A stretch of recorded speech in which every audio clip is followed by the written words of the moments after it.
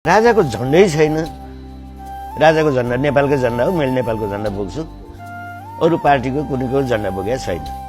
राजाराम पौडेल राजावादी हो त त्यसै भए?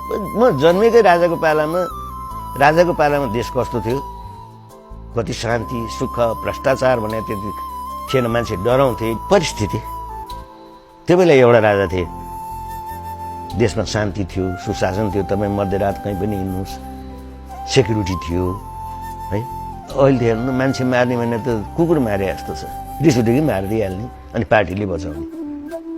यो पनि व्यवस्था हो त? अब खै अहिले देशमा यत्रा भ्रष्टाचार भयो हो, यत्रो भ्रष्टाचार भयो, खै कसलाई के भयो त? देखाउनलाई दुई तिनजनाले समात्यो, तिनीहरूलाई पनि अहिले खै अरू छानबिन त अहिले करिब बन्द जस्तो सुनिएको छ। भ्रष्टाचार मुक्त होइन, एउटा देशमा सुशासन र कानुनी राज्य।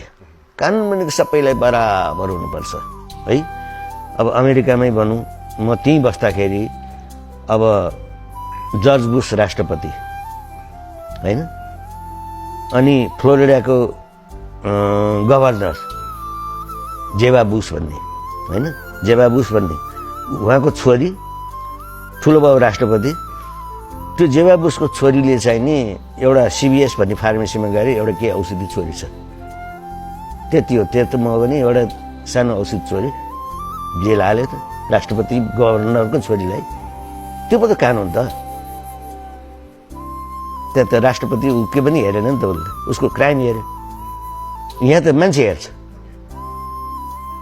मान्छे हेर्ने यो फलानु मान्छे मेरो मान्छे, यो पार्टीको मान्छे, त्यस्तो नि कानुन हुन्छ त।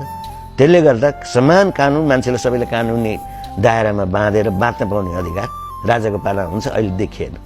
राजा भनेको कुनै पार्टी होइन, देशको संरक्षक होइन, एउटा देशको चिनारी,